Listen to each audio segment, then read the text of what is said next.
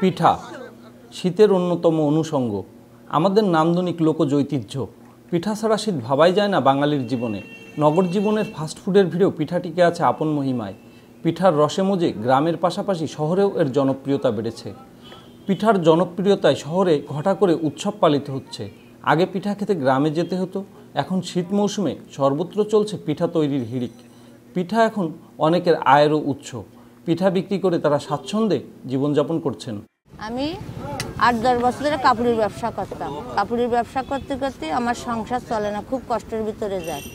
যার পরে আমি পিঠের ব্যবসা ধরলাম। পিঠের ব্যবসায় 10 বছর ধরে পিঠের ব্যবসা করি। তা পিঠের ব্যবসা করে আমার সংসার ধর্ম বেশ ভালোভাবেই চলে, এখনো কোনো কষ্ট হয় না। তা 8 মাস পিঠের ব্যবসা করি, 4 মাস আমি বন্ধ রাখি, 4 মাস চলে না গরমেতে। পিঠার ভিন্নতায় তৈরির উপকরণের কিছু পার্থক্য রয়েছে, তবে পিঠা তৈরির অন্যতম উপকরণ হলো রস গুড় ও চালের গুঁড়া। এর মধ্যে সুগন্ধযুক্ত নলেন খেজুর গুড় ও ঢেঁকিতে তৈরি চালের গুঁড়ার পিঠার স্বাদ ও মান ভালো হয়।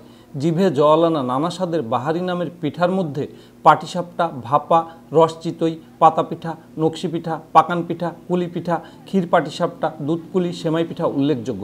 এছাড়া আরও রকমারি নামের বিভিন্ন অঞ্চলের ঐতিহ্যবাহী অসংখ্য পিঠা রয়েছে। গ্রামের সাথে তাল মিলিয়ে শহরের রাস্তাঘাটে যেমন পিঠা পাওয়া যাচ্ছে, তেমন আয়োজন করা হচ্ছে উৎসবের।